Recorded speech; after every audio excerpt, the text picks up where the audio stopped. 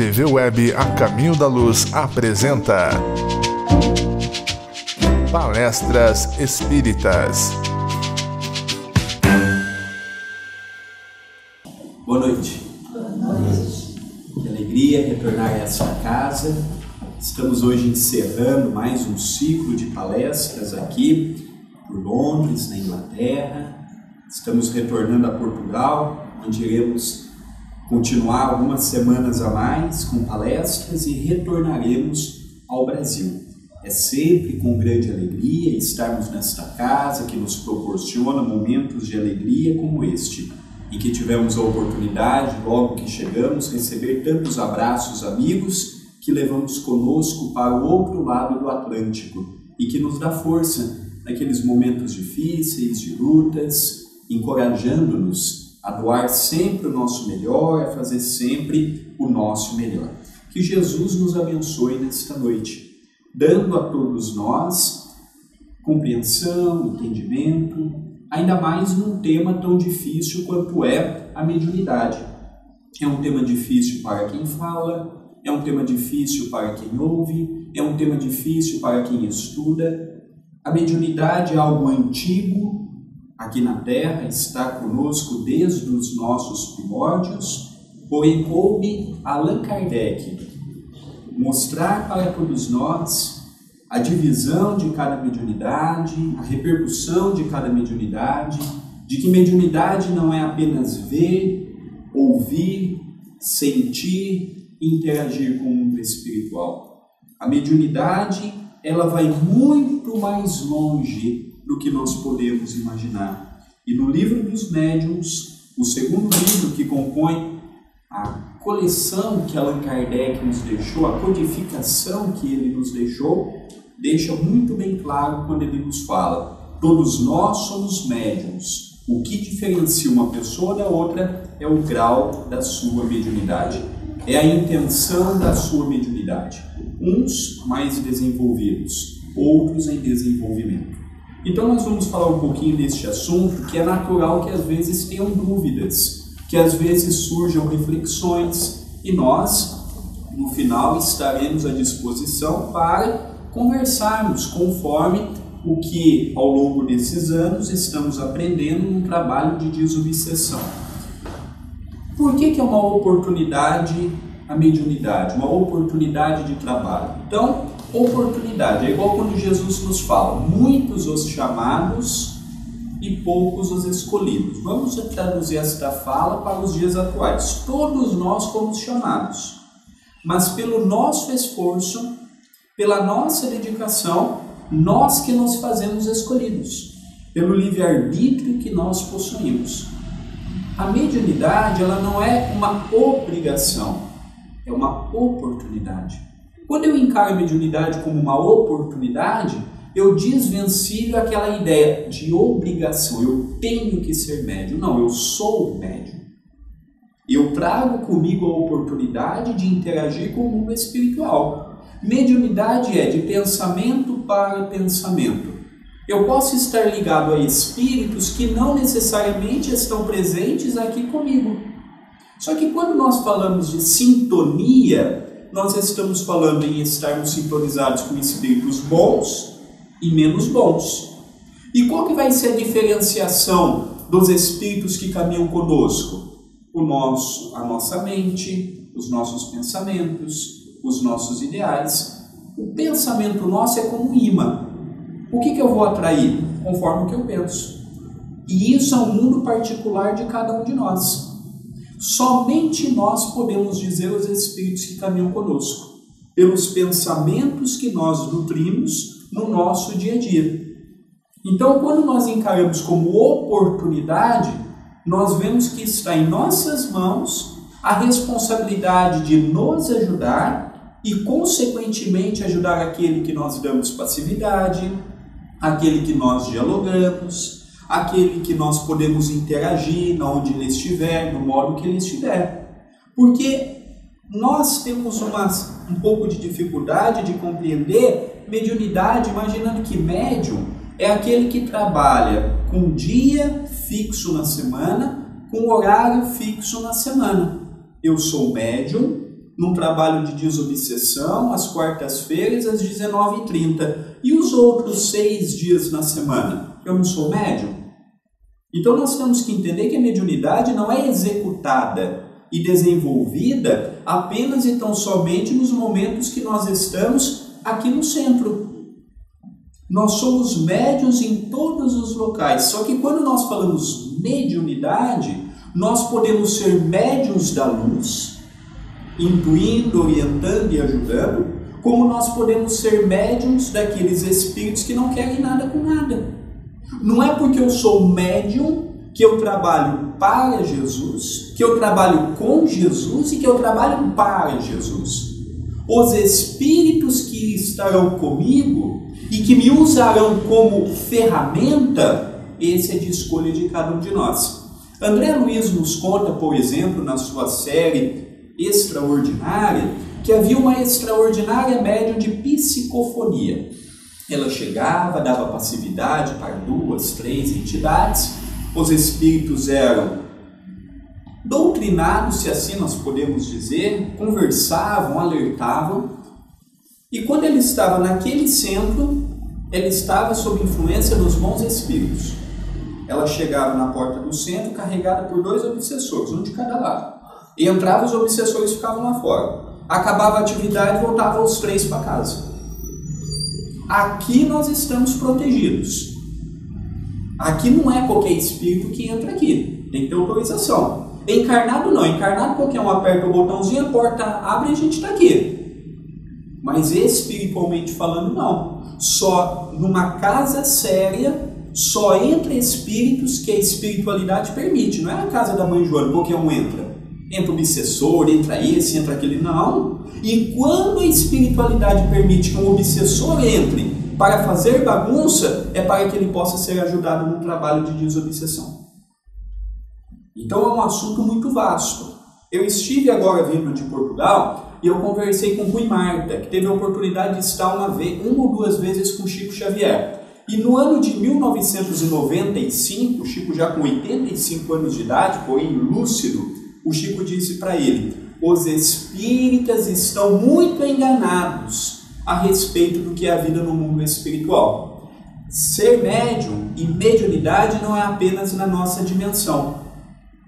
O mesmo André Luiz nos conta no livro E a Vida Continua, o último livro dos 13 que compõe a série no mundo espiritual, conta daquela senhora Tamborini. Ela dirigiu um trabalho de desobsessão naquele local espiritual que eles estavam. Então as atividades não ocorrem apenas na nossa dimensão. Nós fazemos parte de um projeto muito maior do que nós temos ideia do que realmente vem a ser. Às vezes, um centro como este, que tem 40, 50, 60 pessoas, talvez nós não teríamos ideia de como fica isto no ambiente espiritual. E o quanto é importante e é fundamental a participação de cada um de nós. Independente se nós estamos com a nomenclatura de trabalhador ou de frequentador. Independente se nós estamos com a nomenclatura de sermos médiuns ostensivo ou de não sermos médiuns ostensivos. Nós temos um papel. Porque às vezes eu falo assim, eu não sou médium. Eu pergunto, por que você não é médium? Eu não vejo, eu não ouço, eu não sinto.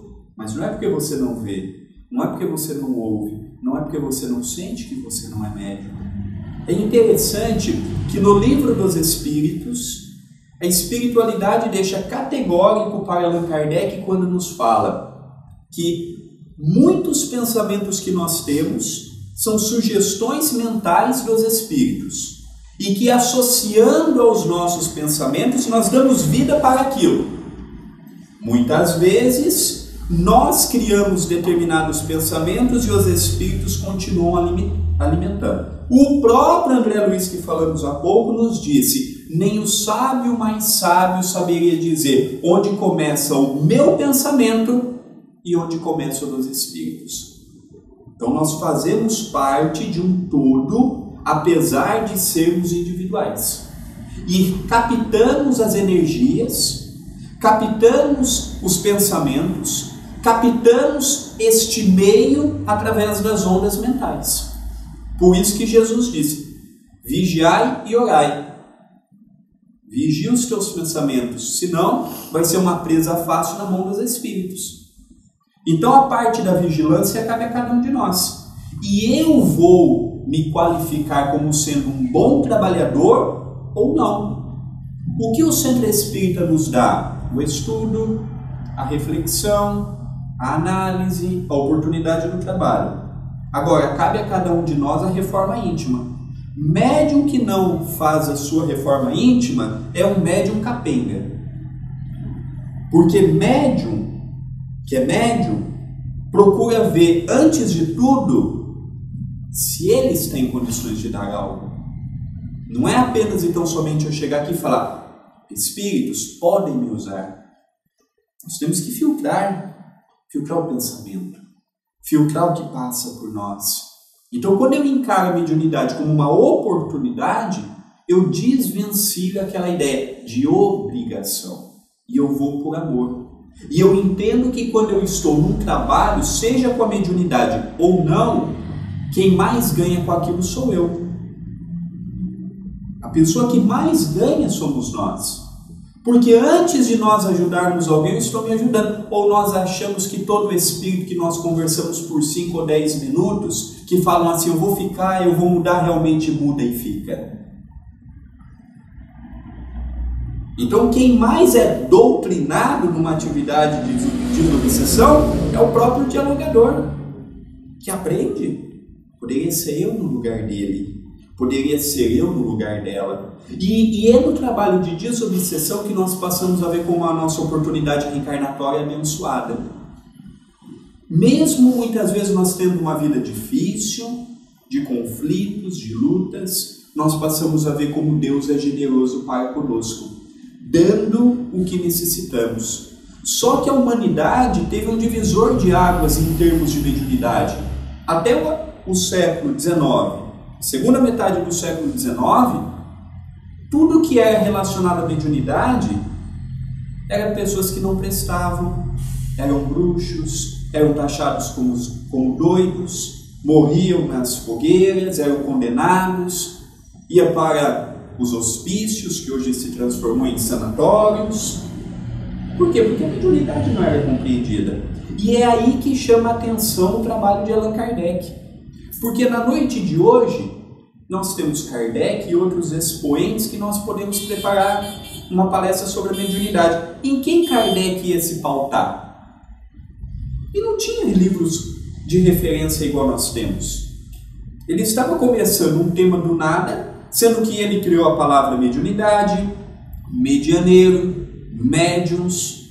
Não existiam essas palavras. Eu acho interessante, às vezes eu pego algumas bíblias, está lá, médium. Aquela é uma palavra espírita. Literalmente espírita. Nas bíblias antigas nós vemos pitons e pitonisas, que era o nome dado aos médiuns de outrora. Mas a palavra médium é uma palavra criada por Allan Kardec, trazida para o nosso vocabulário. E quando ele publica o livro dos médiuns, é como se ele desse para nós, os médiuns, a cidadania que nós não possuíamos, a compreensão. Médium é normal. Ver espíritos, ouvir espíritos, sentir espíritos é o natural. O não natural é não ver, não sentir. A mediunidade é como a visão. A audição é um sexto sentido, só que está em desenvolvimento. Ainda está muito rudimentar. Por isso que a mediunidade ela se confunde muito o que realmente é do espírito e o que é meu. Ao ponto de muitas vezes o próprio médium não saber diferenciar o que é do espírito e o que não é. Aí entra a mediunidade anímica. Mediunidade anímica, o animismo, o meu, a participação minha. No livro dos médiuns fala que num grau maior ou menor, toda mediunidade sofre o processo do animismo. Num grau maior ou menor. Mas tem a participação do médium, a participação do eu. Então tá, já que eu compreendi que a mediunidade é uma oportunidade de trabalho, já que eu compreendi que Allan Kardec trouxe para todos nós a compreensão, o entendimento, facilitou o que vem a ser a mediunidade, como eu, no mundo atual, no mundo agitado, numa cidade igual Londres, com congestionamento, com filas, com tudo mais, como eu posso estar preparado para realizar uma atividade com os amigos espirituais? Primeiro ponto, os espíritos não querem médiuns perfeitos, porque senão não tem mais trabalho mediúnico. Mas nós precisamos ter disciplina. Quando Emmanuel aparece pela primeira vez a Chico Xavier, quando o Chico fez de 20 para 21 anos de idade no açude, Pedro Leopoldo, o Emmanuel falou: Chico, você quer trabalhar com Jesus, por Jesus e para Jesus? Você quer ser um ceareiro? Quero. Então você tem que ter 3 qualidades: disciplina, disciplina, disciplina. Só que a disciplina é algo muito vasto. Disciplina não é a pontualidade. 7 horas, então 7 horas eu estou lá. A disciplina da pontualidade é mais fácil de ter. Aí depois vem a disciplina dos pensamentos, a disciplina da alimentação, a disciplina sexual. Não é tudo uma coisa só, como o amor não é uma coisa só. A mais fácil de ter no relógio já é uma luta. Sermos pontuais. É uma dificuldade. E aí nós vamos crescendo. Então nós vamos ver que trabalho com Jesus tem que ser organizado. Nós não podemos deixar os espíritos nas mãos, porque muitas vezes eles perdem um tempo grandioso arquitetando os espíritos que estarão conosco, e muitas vezes por uma indisciplina, por uma irresponsabilidade, nós naquele dia, por outros motivos, deixamos o trabalho para segundo, terceiro, quarto, quinto plano. Então não podemos. Ser médium é uma opção. Se aceitou o trabalho, faça com amor. Posso fazer pouco, faça pouco, mas com amor, com disciplina, para que nós possamos verdadeiramente ajudarmos aqueles que precisam, para que nós verdadeiramente possamos nos ajudar. Então, quando eu encaro como sendo um benefício para a minha própria economia espiritual, eu vou tentar fazer de tudo para vencer. E um dos manuais para a mediunidade, um dos manuais para os médiuns, é o livro Os Mensageiros. Ali mostra claramente o compromisso de um médium aqui na Terra. Só que ele mostra a repercussão de um médium falido, de uma pessoa que veio com compromisso de ver, de escrever, de dirigir uma casa espírita, e abusou escolhendo outros caminhos. E nós vemos a repercussão que isso gera para o próprio espírito. Então nós temos que estar conscientes de que ser médium não é caridade para com os espíritos. Eu sou médium, estou ajudando os outros. Não, você está se ajudando. Nós ainda somos médiuns mais de obsessores do que benfeitores. Por quê? Porque a gente se sintoniza melhor. Então tem um médium na casa, que outro dia eu perguntei para ele, de psicofonia, perguntei assim para ele: olha, você tem mais facilidade de receber obsessor ou benfeitor? Ele disse assim: obsessor, porque é na mesma faixa de pensamento que a minha. Às vezes é uma luta eu receber um pensamento de um benfeitor, leva o tempo, as palavras não vêm. Por quê? Porque é a nossa faixa evolutiva. Mas é o que a espiritualidade tem nas mãos. E conforme o tempo vai passando, com a nossa disciplina, com o nosso amor, com o nosso ideal, nós vamos também crescendo como médiuns. Nós vamos também desenvolvendo as nossas potencialidades. Então nós vemos neste livro, Os Mensageiros, um companheiro, por exemplo, que veio com o compromisso de, naquela encarnação, ele ficar solteiro, devido às responsabilidades que ele havia assumido. Só que ele se perdeu através da sexualidade. Conheceu uma mulher, desde esta união veio um filho das trevas, um espírito complicado, e ele, que era para durar algumas décadas, não chegou aos 40 anos de idade. O médium tem livre-arbítrio. O médium, o ser humano encarnado, tem o poder de escolher.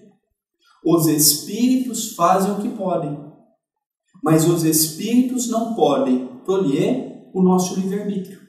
Nós estamos escolhendo. Nós estamos escolhendo o final da novela da nossa encarnação aqui. Aqui na Terra, o Espiritismo vem nos ensinando que nós somos os atores e escritores principais da nossa vida, mesmo que muitas vezes nós queremos legar o papel principal para o outro. A felicidade não está fora de mim. Se eu quero ser feliz, eu tenho que encontrá-la dentro do meu eu, fazendo uma análise íntima, para compreendendo quem eu sou, minha natureza íntima, entendendo que eu estou tendo a melhor oportunidade que eu já tive, não pelo fato de eu ser espírita. Leon Denis, que foi cogitado se Kardec falhasse na sua obra, seria o continuador, porque uma missão grandiosa não podia ficar na mão de um único espírito, porque se ele falhasse, como é que é? Ele não ia ter? Leon Denis, que é um poeta extraordinário, um escritor extraordinário, nos diz que o espiritismo não é o futuro das religiões. Ele não é a religião do futuro, mas é o futuro das religiões. Por quê? Porque o que nós trabalhamos hoje está aqui dentro, mas amanhã vai para fora. E a mediunidade é algo que não vai ficar preso dentro de um centro espírita, como nós já estamos vendo. Mas na atualidade, nós, os espíritas, estamos tendo uma oportunidade grandiosa de trabalho. Quando os espíritos querem amparar um outro espírito que não sabe que desencarnou, que não sabe da sua realidade espiritual, para onde que vão levar um companheiro desse? Para um centro espírita. Aí você chega no centro espírita, um médium brigando com o outro, um médium querendo ser mais do que o outro, isso, aquilo, aquelas coisas que nós temos não no meio espírita, mas no meio do ser encarnado. Nós permitimos que os espíritos estejam conosco? É isso que nós temos que compreender, que o projeto mediunidade, o projeto reencarnação, o projeto espiritismo, nós estamos trabalhando para Jesus. Num planeta que tem tantas pessoas com dificuldades. O Chico dizia que de cada 4 pessoas que desencarnam, 3 não sabem que desencarnaram. Continua a mesma vida que tinha quando estavam encarnadas. Um número grandioso. Aí, voltando ao livro Os Mensageiros. Esse companheiro faliu. Agora está do outro lado remoendo. Triste, porque não sabe quando vai ter uma oportunidade igual a que teve. Aí teve um outro que veio com uma mediunidade extraordinária. A clarividência, comunicação fácil com os espíritos. Aí ele descobriu que ele havia sido no passado. Ele perdeu a existência toda tentando achar os comparsas do passado. Esqueceu o trabalho dele, desviou. O outro começou a vender a mediunidade. Começou a ganhar dinheiro com aquilo. Chegou falido do outro lado também. Aí eu fiquei analisando, em qual deles eu me encaixo? Porque às vezes a gente fala de vender mediunidade. Quantas vezes aparece uma oportunidade de um trabalho que eu vou ganhar um pouco a mais, é bem no dia do mediúnico. Às vezes a gente não percebe. Mas as provações vão vindo no dia a dia, nos pequenos detalhes. Quando nós vamos ver, já não tem mais tempo para o centro espírita, ele passa a ser secundário, terciário, e assim vai. Então nós temos que entender que os espíritos inferiores farão de tudo para nós termos problemas em casa, problemas no trabalho, surgirem imprevistos, para não caminharmos na real senda que cabe a cada um de nós. Mas nós somos mais do que isso. Não é porque nós vivemos num mundo primitivo do ponto de vista sentimental, emocional, moral e espiritual que eu não posso impor a minha decisão. O Chico estava bem onde era, porque ele fazia a sua vibração. Às vezes eu chego no local, eu estou bem, acordei bem, dormi bem naquela noite, estou maravilhoso. Chego num local que a vibração é negativa, conturbada, e permito, pela minha baixa vibração naquele momento, pela minha invigilância, eu permito entrar naquilo. E aí, de repente, eu começo a assumir a mesma postura que a maioria está tendo. Exemplo, uma fila de banco em 5º dia útil no Brasil. Você vai na cidade de Itapira, que tem 90 mil habitantes. Você vai no Banco do Brasil, no 5º dia útil, tem 100 pessoas na tua frente. Aí qual que é a postura do espírita? Peraí, eu vou ter trabalho mediúnico à noite. O que 100 pessoas reunidas num local vai fazer? Vai reclamar do coitado do caixa. Já pensou a emissão de carga no caixa? Aí, de repente, o que está atrás de nós começa a reclamar do caixa. O que está na frente também começa a reclamar do caixa. Daqui a pouco é nós reclamando do caixa. Se você não quer ter fila, vai no dia anterior. Ou, pega um livro. Qualquer um. Esse aqui é grande, aqui não tem nenhum pequeno. Põe no bolso. As mulheres põem na bolsa. Você vê quem vai começar a reclamar, peraí. Às vezes a gente lê um livro desse aqui fininho, esperando as 2 horas, 3 horas. Você cria anticorpos, senão daqui a pouco você está reclamando do caixa. O caixa está lerdo, aí do caixa vai para a política. Você viu que roubalheira? Você viu desvio? Você viu aquilo? Você viu aquilo outro? E assim vai. Aí depois a gente polui a nossa mente e à noite nós vamos para onde? Para o centro espírita, dar passe, fazer a palestra, da passividade, dialogar com o espírito. Às vezes a gente acha que o obsessor é bobo, mas o espírito olha para nós e conhece nós. E nós somos convidados a dar o testemunho. O que vai ajudar o espírito a mudar ou não é palavras bonitas, é a conduta do dialogador. Porque senão o espírito está arriscado a falar assim, mas você está falando de transformação, mas eu já comprei o teu dia. Você foi no banco, você fez isso, você falou aquilo, você chegou aqui, tudo. Você quer me transformar? Primeiro você se doutrine, para depois doutrinar eu. Nós não estamos lidando com pessoas bobas. Ignorante é aquele que pensa que o obsessor é ignorante. De ignorante, o obsessor não tem nada. No mundo maior, André Luiz deixa categorizado que existem universidades para obsessores no mundo espiritual. Porque imagina que o obsessor é bobo, que não tem técnica. O obsessor conhece nós melhor do que nós mesmos. Esse tem tempo. Agora, nós também temos que diferenciar o que é obsessor e o que é nosso. Porque o espírita tem uma péssima mania de falar que tudo que não dá certo é obsessor. Não é tudo que não dá certo é obsessor. O maior obsessor que nós temos somos nós mesmos. É o meu orgulho, é a minha impaciência, é a minha intolerância, a minha vaidade. Quem permite que os espíritos atuem por nós, nesse sentido, somos nós. Certa feita, um obsessor chegou lá em Itapira, e nesse caso eu que estava dialogando com aquela entidade, e o obsessor disse assim para mim, André, olha, vocês param com essa mania de ficar falando que tudo é obsessor. Perguntei, mas por quê? Porque, olha, tudo que dá errado na vida de um espírito é obsessor. E vocês estão complicando a nossa classe. Eu falei, Eu falei, por quê? Ele falou, porque tem encarnado tão ruim, mas tão ruim, que nem nós chega perto. Então nós temos que tomar cuidado. Às vezes quem limita o nosso próprio avanço é o modo que nós lidamos com a mediunidade ou com o trabalho no dia a dia. Ser médium não é eu me preparar apenas para vir à noite amanhã. Hoje é desobsessão, então eu não vou comer carne, vou evitar isso, vou ler um livrinho. Aí a gente lembra do livro. Vou ler um livrinho, mas a gente é médium todos os dias, todas as horas. E precisamos compreender que a espiritualidade precisa de nós dentro do centro espírita, mas em especial lá fora. Porque nós passamos poucas horas da nossa semana aqui dentro. A maior parte é lá fora.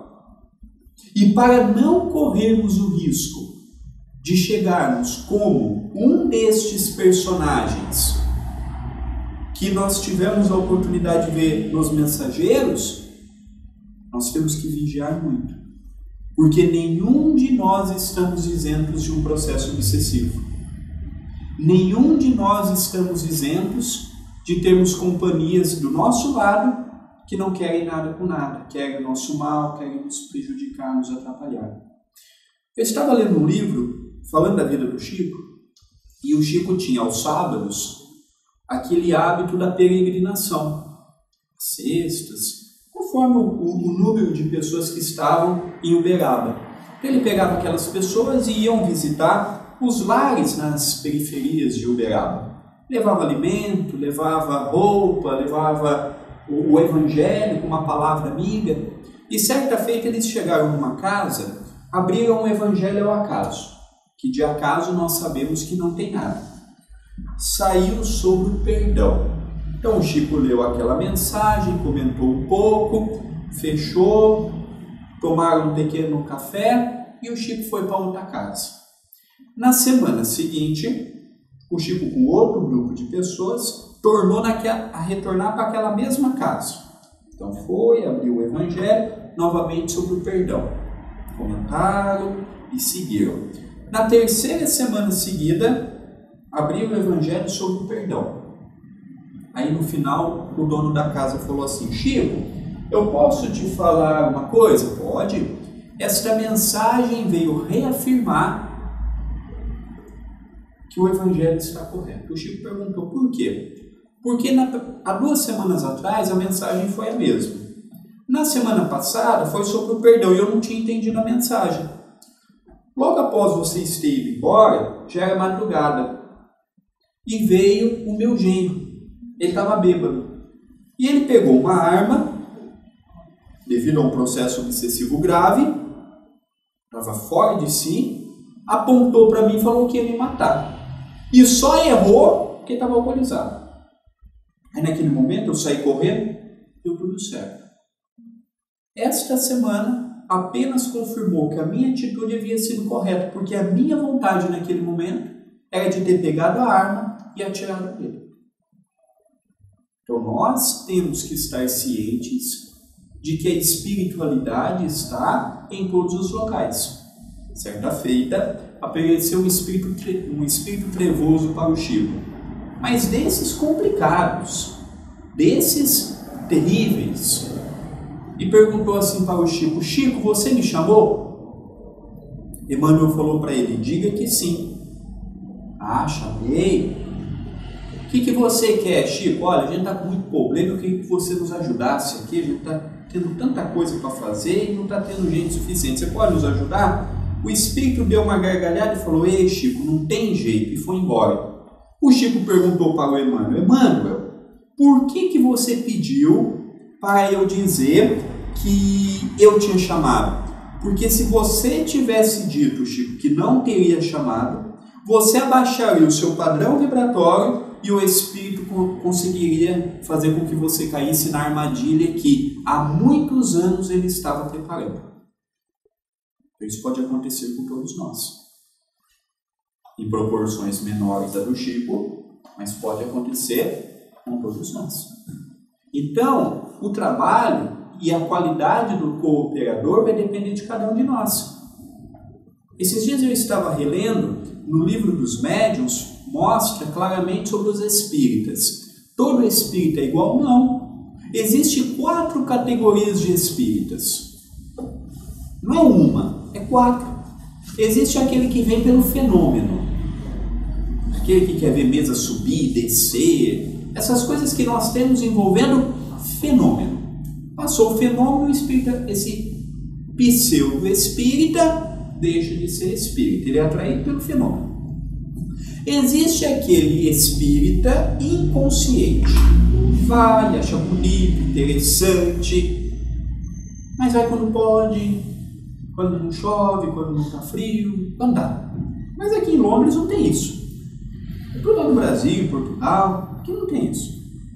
Aqui todo mundo faz sol, chuva, pode nevar, então aqui de segunda-feira. No Brasil não é assim. Aí existe a terceira categoria de espíritas. Aquele que acha a mensagem bonita, que já se considera um trabalhador, mas só que quem tem que mudar é só o outro. Ele não precisa. Ele já fez a parte dele, ele já ajuda muitas pessoas. Aí exemplo. E existe o espírita cristão. Esse é o termo que Kardec coloca. Espírita cristão. Aquele que não se julga ser mais do que é. Aquele que não está preocupado com a aparência, mas com o conteúdo. Aquele que procura, quando ouve uma palestra, se perguntar no que a palestra encaixou, no que ela me serve. E tem muitas pessoas que falam assim: André, maravilha a sua palestra. Pena que a minha esposa, meu filho, meu marido, meu isso, meu aquilo não está aqui. É poucos que falam assim: André, a palestra me serviu. A palestra me tocou. A palestra me ajudou.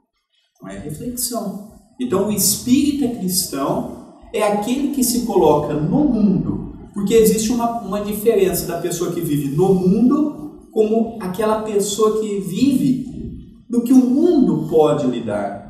Todos nós estamos interagindo com o mundo, mas qual a nossa interação? É diferente. O homem do mundo para o homem no mundo. Uns vivem escravos do que o mundo pode dar. Outros já viram que o mundo pode nos emprestar, mas é passageiro, é transitório. E o que está hoje conosco não necessariamente estará conosco no amanhã. Então, o que Emmanuel falou para o Chico? Diga que você chamou. Você vai desarmar o espírito. Você vai desarmar o que ele havia armado e pensado, arquitetado durante tantos anos. Estas coisas nós imaginamos, isso não acontece comigo. Em escala menor acontece quase que diariamente. Só que ser médium não é apenas para com os espíritos. Às vezes os espíritos pedem para nós sermos médiuns, por exemplo, de uma ação que vai ter uma repercussão para com o encarnado. Exemplo, certa feita, o Chico havia um perseguidor terrível, espírito, implacável, perseguia, atrapalhava, envolvia as pessoas que estavam ao lado do Chico.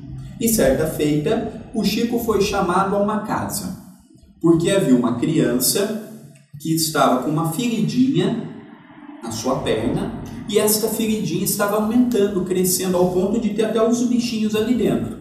Havia ido nos médicos, havia feito todo o tratamento e ninguém sabia o que era e ninguém sabia como tratar aquilo. E agora? Foram em todos os locais, até que recorreram ao Chico. E o Chico viu aquela perna daquela criança e o Chico começou a ficar emotivo. Porque era uma criança, não havia o que ser feito. E a espiritualidade, utilizando o ectoplasma do Chico, colocaram alguns remédios que foi caindo naquele machucado. Passou algumas semanas, a criança já não tinha mais nada. Esse obsessor, ele era avô dessa criança. E quando ele viu o tratamento que o Chico deu para o seu neto, com aquele amor, sem esperar nada em troca, e o Chico não sabia que o obsessor era avô daquela criança, aquele obsessor de obsessor passou a ser um amigo. Então isto também acontece.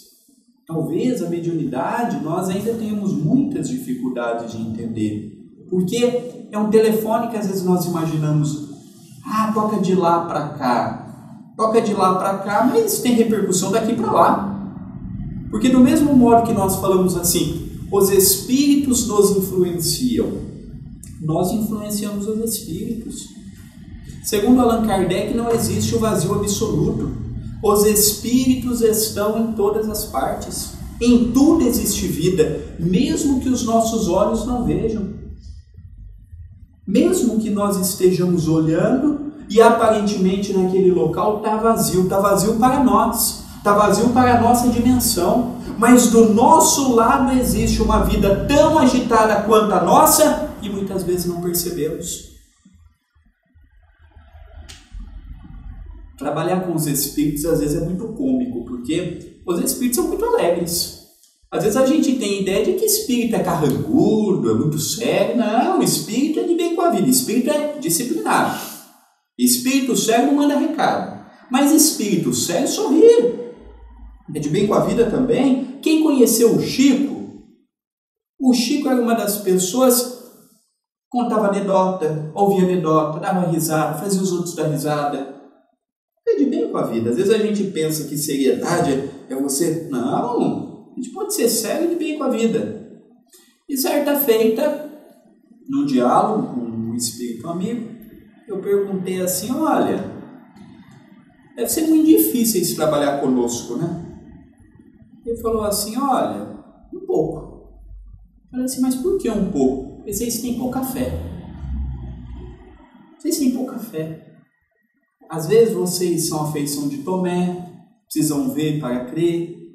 Às vezes vocês são a feição de Pedro, nega e depois vem correndo atrás.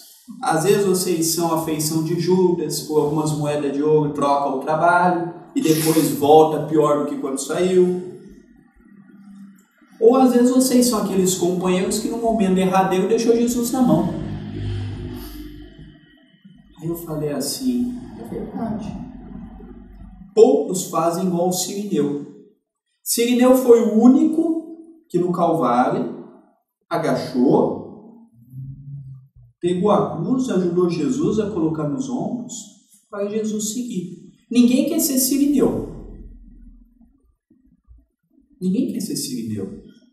Aí ele estava me explicando, às vezes, André, nós já queremos ser um Paulo, um João, um isso, um aquilo, e esquecemos de começar pelo Cirineu, que nos momentos difíceis apenas ajudou e sumiu na história. Então a mediunidade é um trabalho no anonimato. Ser médium não é ser melhor do que ninguém. Ser médium é estar com um encargo que nem todos têm, ostensivo. Mas nós temos o poder de escolher. E já que nós escolhemos o trabalho, se escolhemos o trabalho, vamos compreender que, em primeiro lugar, nós estamos trabalhando para nós e com repercussão num projeto muito maior do que nós podemos imaginar. Há uma história com Jerônimo de Mendonça. Jerônimo de Mendonça, o gigante deitado de Tuiutaba, estado de Minas Gerais, ele do pescoço para baixo, nada movimentava. E ele ia numa Kombi pelas estradas brasileiras na década de 70 e 80 para fazer palestra. Ele andava numa cama improvisada, conforme a sua dificuldade. Ele falava, dava risada, contava anedotas. Para nós vermos a dificuldade dele no final da vida, ele tinha necessidade de andar com uma pedra de mais ou menos 10 quilos, comprimindo o seu peito para diminuir um pouco a dor. E na onde ele tinha oportunidade, ele ia com alegria, com otimismo, ia pelo trabalho. E certa feita, ele deu uma diminuída na sua faixa vibratória. E ele começou, sem nenhum motivo aparente, a ter uma grave hemorragia. Então colocava-se um lenço branco nele, passava alguns minutos, aquele lençol branco estava vermelho, encharcado de sangue. E embora. Não machucou, não caiu, não tem nada assim que justifique tal problema que ele está passando. Foi até o médico. O médico disse, olha, ele está por um fio. Ele está por um fio, está. Então vocês vejam as vontades que ele tem, porque ele não vai durar muito tempo. Então falaram, olha, Jerônimo, você está por um fio. O médico nos disse, o que a gente pode fazer? Vamos fazer de tudo. O que você gostaria? Eu gostaria de visitar o Chico. Ele tinha uma afinidade muito grande com o Chico, foi até Uberaba. O Chico falou, então, logo que viu o Jerônimo adentrando, o Chico ficou de um lado da mesa, o Jerônimo atendendo, ajudando, do outro lado da mesa. Então todos que vinham cumprimentar, o Chico cumprimentava, conversava, abraçava e pedia para a pessoa dar a volta, conversar, cumprimentar com o Jerônimo. No final, já era tarde, o Chico vai até o Jerônimo e fala, e aí, meu filho, como você está? Chico, eu não estou bem não. O médico disse que eu estou por um fio. E foi contando o que o médico disse para ele. O Chico deu risada, sempre muito calmo, centrado. Chico disse assim: ah, Jerônimo, mas o médico também não disse que existe vários tipos de fio? Fio de lã, fio de nylon, fio de cobre. Trabalha, meu filho, que o fio engrossa. O seu problema é a dor do coitadinho. As pessoas olham para você e falam assim: olha que inválido, não presta para nada, não anda, depende tudo dos outros, e você foi assimilando aquilo. Eu sou um coitado, eu preciso de tudo dos outros.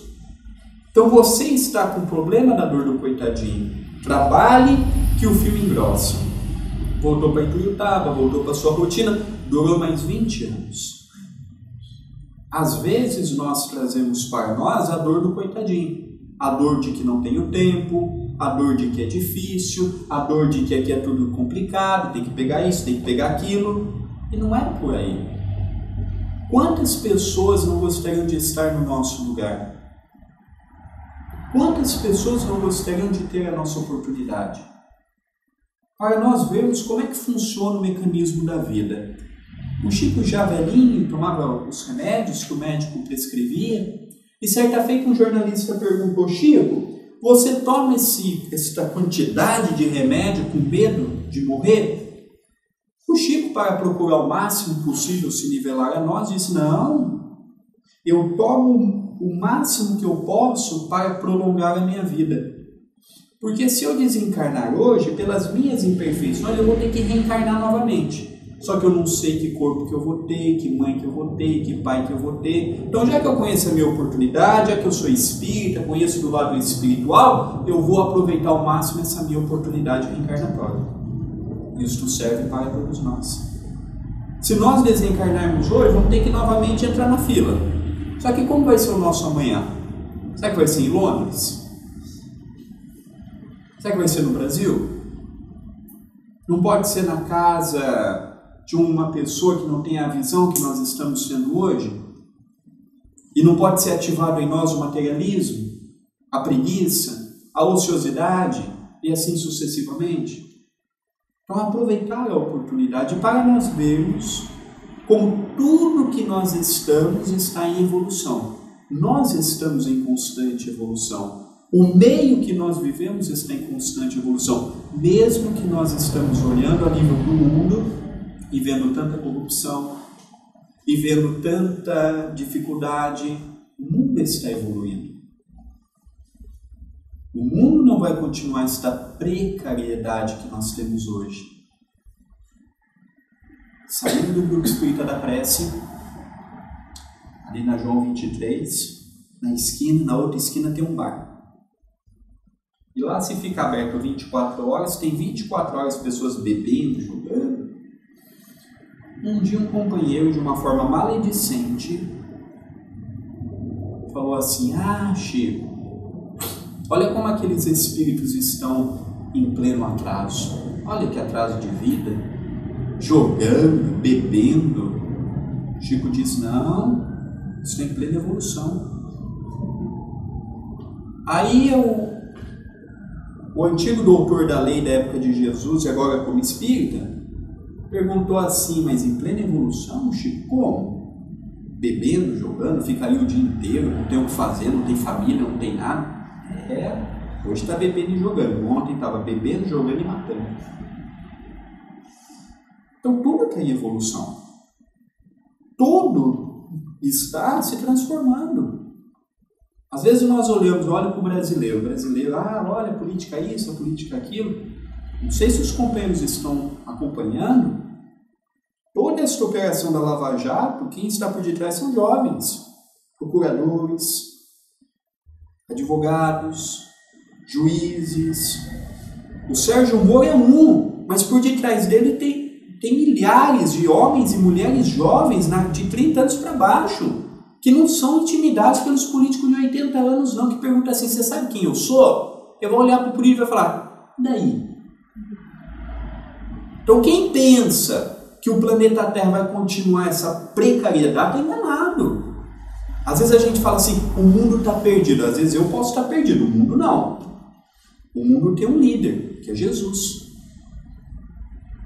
E o Chico, na década de 40, através de uma mensagem do Dr. Bezerra de Menezes, nos informou que as portas das reencarnações estão escancaradas. Então está vindo suicida, corsário, incendiário, depressivo, drogadita, alcoólatra, está vindo toda a periferia do mundo espiritual. Por quê? Porque se Jesus falasse, a partir de hoje você não vive mais no planeta Terra, cadê a misericórdia? Então estão reencarnando. Está vindo. Agora, vai começar a vir também, como está na própria obra de Kardec, a nova era. Aí eu fico olhando a nova era e penso assim, será que eu já sou da nova era? Se eu desencarnar hoje, eu já vou poder continuar aqui na Terra? Porque eu quero ficar na nova era. Agora que o planeta Terra está gostoso, agora que tem energia, agora que tem internet, agora que tem computador, agora que tem carro. E a pessoa ir para um planeta para bater uma pedra na outra? Correr de dinossauro? Agora que aqui está ficando bom, agora que aqui está ficando gostoso, não vale a pena esforçar um pouco mais? Porque nós temos duas escolhas, é ficar ou ir. Aí no livro Roteiro, diz que nós temos 30 bilhões de espíritos que vivem aqui na Terra. E o Chico, certa feita, disse que apenas 1/5 vai ficar aqui. Aí eu estava fazendo contas. Falei assim, olha, a probabilidade maior de eu ir embora, porque 1/5 vai ficar, 4/5 vai embora. Por isso que eu já não faço mais conta, para não desanimar. Vamos trabalhar. Vamos trabalhar. Ah, sou imperfeito, tem problema. Ó, já falei para os espíritos, olha, eu sou imperfeito, eu faço isso, faço aquilo, mas eu estou trabalhando com amor. Então tá bom, meu filho, você não é um Chico Xavier, mas é o que a gente tem. Eu falei, então, não reclame. Estou dando o meu melhor. A gente brinca. Porque nós temos que levar a vida, senão, por contrário, a vida é chata, a vida é difícil, a vida é cansativa, a vida é problemática. Se a gente não olhar da perspectiva boa, a gente vai falar assim, ah, não dou conta. Ah, muito difícil. Tudo na vida é difícil. É difícil o nosso espermatozoide ser o primeiro para chegar, para ovular. É difícil a gente ficar 9 meses na barriga da nossa mãe. É difícil a gente ir para a escola aprender o alfabeto, o abecedário. Aí depois a gente tem que escolher o que eu vou fazer da vida. Bom seria se não fizesse nada, tem que fazer. Vou fazer o quê? Então tá, vou escolher, vou ser isso, então tá, isso aqui. Aí depois você casa. Que maravilha no começo, não é? Beleza, uma eterna lua de mel, mas o casamento não é uma eterna lua de mel. Passa-se os anos, o que vem com o tempo? Os problemas, os desgastes. É igual o carro, casamento é igual o carro. Você tem que cuidar. Senão daqui a pouco está com problema aqui, está com problema ali, já não vale mais a pena. Então tem que cuidar, renovar, aproveitar e valorizar. A oportunidade é assim. E nós não podemos parar no tempo e no espaço, porque está vendo uma geração aí que é brincadeira. Outro dia eu dei o meu celular para uma criança, a criança chegou assim, resolveu o problema do meu celular. Eu não sabia nem o que ele tinha, mas resolveu. Você põe uma criança no carro, ele sabe todos os botões. Aí a gente olha para o celular e não sabe mexer e fala assim, não vou usar para nada mesmo. Ligando tá bom. Lá no mundo espiritual a gente vai ser desempregado. Nós temos que entender que a gente tem que correr atrás do tempo, porque daqui a pouco a gente vai estar na nossa verdadeira pátria. Do outro lado a gente vai fazer o quê? Do outro lado a gente vai fazer o quê? Vai ficar olhando para o tempo?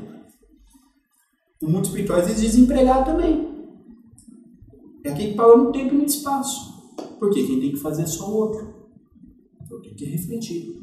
Se eu sou um espírito que momentaneamente eu estou aqui, mas estou aqui de passagem, uma passagem breve, uma passagem curta, daqui a pouco estarei no mundo espiritual. Já pensou? Nós temos a oportunidade de continuarmos do outro lado que estamos fazendo aqui? Já pensou nós temos a oportunidade de continuarmos o nosso progresso? Aí vem o livro Obreiros da Vida Eterna, que fala para todos nós que até para recebermos o amparo espiritual nós temos que ter mérito. Falei, pronto, complicou aqui também. É a perseverança, é o trabalho, é continuarmos, é fazermos. Então, já que nos foi concedido a mediunidade por empréstimo divino, já que foi ofertado a dádiva de termos uma casa como esta, já que foi dado-nos a condição de nos ligarmos a espíritos que talvez nós não tenhamos ideia da grandeza espiritual, que possamos fazer o nosso melhor, que possamos doar o nosso melhor, sem exigir, sem cobrar. Mediunidade é algo natural, que desaponta e que vai aumentando conforme a nossa responsabilidade. E é nesta temática que eu convido a todos a refletir. O papel grandioso que está em nossas mãos. A mediunidade é como um time de futebol. Todos são importantes. Aquele que está no gol, aquele que joga na zaga, aquele que joga na frente, é nós. Todos nós somos importantes. Aquele que dialoga, aquele que conversa, aquele que recebe, aquele que fica na vibração, na sustentação. Todos nós somos importantes. E nós não podemos diminuir a nossa importância. Porque às vezes nós falamos assim, não faço falta. Nós fazemos falta perante nós mesmos. Perante o Espiritismo, outro dia uma pessoa disse assim para mim, André, eu vou sair. Falei assim, tá bom, vai com Deus. Mas não vai sentir falta? Digo, não. O centro tem 117 anos que vai fazer em março agora. Nunca ninguém fez falta que a porta está aberta. Não vai ser você, não vai ser eu, não vai ser ele que vai fazer falta. Nós temos que entender que quem vai fazer falta é o Espiritismo na tua vida. É você aqui. Um dia um espírito amigo disse assim, olha, está sem 10 pessoas da casa. Na semana que vem a gente vai botar 20 aqui, novo. Então, trabalha para nós. E do mesmo modo que os espíritos aqui nos colocam, os espíritos também nos tiram. Do mesmo modo que eles nos incentivam, que eles nos ajudam, eles também nos convidam a retirarmos. Então vamos analisar esta oportunidade que está em nossas mãos, para que amanhã nós não venhamos dizer assim, eu não sabia, eu tinha dificuldade de entender, não, as desculpas já foram. E esses dias atrás que eu contei esta passagem, eu já nem me lembro mais que dia foi. Falando a respeito do trabalho, só para nós vermos como a repercussão é muito séria. Humberto de Campos conta, que é irmão X através do Chico, em que ele e o benfeitor estavam num local alto, e embaixo havia um vale, e ali tinham pessoas brigando, xingando, um batendo no outro, um esmurrando o outro, e aquela coisa toda. O que Humberto de Campos falou? Perguntou para o amigo espiritual. Estas pessoas são aquelas pessoas da Roma Antiga, que faziam parte das legiões, que faziam parte dos septos, dos Césares que nós tivemos, da época de Calígula, da época de Nero, essa turma que incendiou Roma, que matou isso, que matou aquilo, que invadiu aqui, invadiu acolá. O amigo espiritual disse, não. Esses daí já vieram em encarnações expiatórias, provacionais, e conseguiram, a maioria, vencer o seu próprio eu. Então não é aquelas pessoas do ontem. Então ele passou 1000 anos e trouxe mais para a Idade Média. Então são aqueles companheiros do século XI, do século XII, das cruzadas, em que os reis, os monarcas aqui da Europa formavam legiões e iam até Jerusalém para saquear, roubar, matar, escravizar? Não, esses muitos já acertaram o que deviam e outros estão acertando. Mas então, são os companheiros das cruzadas, do Santo Ofício, da Inquisição, em que não podia falar, não podia pensar, não podia nada, morria na fogueira se pensasse contrário ao ideal daquela época? Também não. Esses já estão espiando e muitos já venceram o seu próprio eu. Então ele falou assim, quem são? É os companheiros da Primeira e da Segunda Guerra Mundial? Os companheiros do início do século XX, que foi tão conturbado com a Guerra Fria, com isso, com aquilo. Falou, não. Esses companheiros são os cristãos. Aí tem católico, aí tem protestante, aí tem espírita. Pessoas que conheciam Jesus e não viviam Jesus. Eu falei, é para aí que eu vou quando desencarnar. Ou tem grande chance. Às vezes eu quero ir para nosso lar, todo mundo quer. Eu tentei olhar no meu passaporte quando eu vim do Brasil para cá, eu não achei ainda ir para nosso lar. É o trabalho que vai nos dar isso, está com marca d'água. É o trabalho que vai nos dar isso. Então eu olhei para aquela história e perguntei, peraí, com o conhecimento que eu tenho hoje, com o tempo de casa que eu tenho hoje, com o trabalho que eu tenho hoje, qual tem sido a minha doação? Aí novamente veio o amigo espiritual e disse assim, certa feita, o Dr. Marco Antônio, ser espírita na casa espírita é fácil. É fácil ser médium na casa espírita, é fácil ser orador na casa espírita, é fácil dialogar com os espíritos na casa espírita, é fácil participar do atendimento fraterno na casa espírita. Mas é difícil levar tudo isso lá para fora. Em especial quando você é convidado a estar numa nação diferente da tua, em que os costumes e a criação é diferente das nossas, um meio diferente do que nós estamos habituados. Como levar a mensagem divina? Por outro lado, nós vemos que em boa parte do planeta Terra diariamente aumenta o número de suicídios, aumenta o número de abortos, aumenta o número de depressivos, aumenta o número de ansiosos. E agora? Nós estamos muito preocupados, o espírita está muito preocupado em acabar com a fome do mundo. E do nosso lado tem gente morrendo, se matando. O espírita está preocupado em dar comida para todo mundo e esquece que no seu local de trabalho tem uma pessoa que está depressiva. O espírita não tem só que acabar com a fome no mundo. Não. O espírita tem que ajudar o que pode. Se aqui a carência não é tão material quanto no Brasil, é uma carência mais espiritual, mais afetiva, mais... Então tá, qual que é o meio que eu estou? Aí você pode ser um médium. A gente tem o Facebook, por exemplo. O Facebook para o espírita não serve para nada. Porque a gente posta tanta porcaria e esquece de postar um post de otimismo, uma frase de encorajamento. A gente esquece de... Eu estou dando o exemplo do Facebook, mas pode ser qualquer coisa. A gente pode pegar uma frase do Chico, colocar ali em inglês, traduzir. Quem souber o inglês, se o nosso meio é mais de inglês do que de brasileiros, por exemplo, é usar o que nós temos na mão. Então, às vezes, o espírita está preocupado em dar isso, em dar aquilo, com a caridade material, e esquecemos da caridade espiritual. E quando falamos da caridade espiritual, o que o espírita logo imagina? Ouvir o próximo. O ombro amigo. Ter um olhar compassivo, caridoso, bondoso para com o outro. Mas isso tudo começa dentro do próprio lar, em especial conosco mesmo. Então, nós vemos que nós, os espíritas, de um modo geral, a nível do mundo, estamos deixando a desejar. Porque nós estamos achando que ser espírita é apenas aqui. Enquanto isso, as taxas de tudo isso que eu mencionei há pouco só crescem. E poucas vezes nós pensamos, o que eu posso fazer para diminuir um aborto por dia? Um suicídio por dia? Uma pessoa menos com depressão? Uma pessoa menos com ansiedade?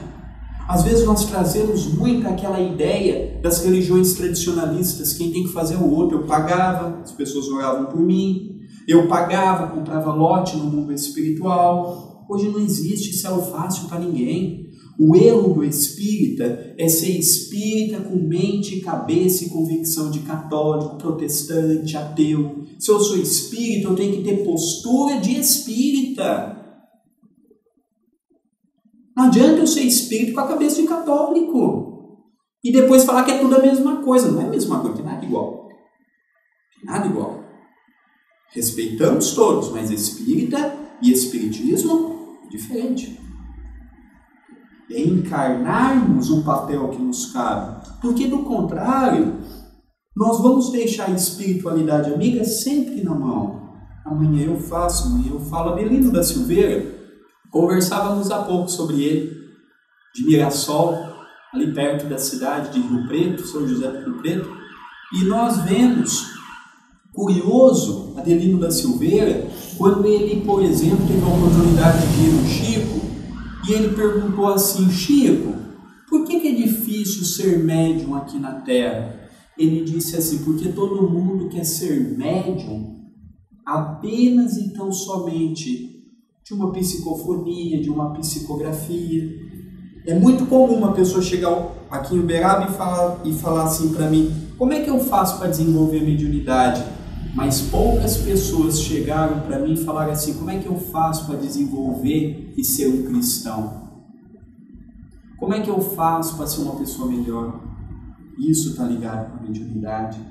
Os espíritos vão investir em médiuns humildes, abertos à transformação, abertos à renovação.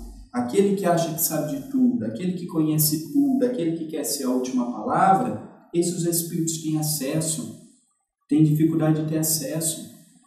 Então, quando nós falamos de trabalho, de responsabilidade, é abrirmos o leque de nós vermos a vida e entendermos que nós estamos num mundo transitório e de que as coisas mudam. Mudam para melhor, como também mudam para pior. E de que uma casa espírita precisa diretamente da nossa cooperação. Quem vai manter os bons espíritos aqui dentro é o modo que nós encaramos o estudo, a palestra, o passe e a desobsessão. Quem vai reger os espíritos que aqui estão somos nós. E não nos esqueçamos, lá fora tem milhares e milhares de espíritos querendo que uma casa como esta fracasse. Porque isso aqui é um ponto de luz, um ponto de socorro, uma ajuda espiritual que nós não temos ideia do seu tamanho. E às vezes nós podemos ser instrumentos para perturbar o trabalho, pela nossa invigilância. Então, se está sendo dada a oportunidade para nós, em primeiro lugar, é porque nós temos o mínimo do mínimo de condições para tal. Se eu tenho o mínimo do mínimo de condições para tal, vamos trabalhar. Quanto mais, melhor. Brincávamos agora à tarde com algumas pessoas que estávamos tendo acesso, de que certa feita uma pessoa me perguntou: André, você tem depressão? Eu disse assim: eu não tenho, porque eu não tenho tempo. É tanta correria lá em Itapira, e quanto mais coisa que aparece, mais eu agarro. Porque eu adoro chegar em casa cansado. É eu trocar de roupa, colocar o pijama, tomar um banho, colocar o pijama, comer alguma coisa e dormir. Você já viu mãe de 9 filhos ter depressão?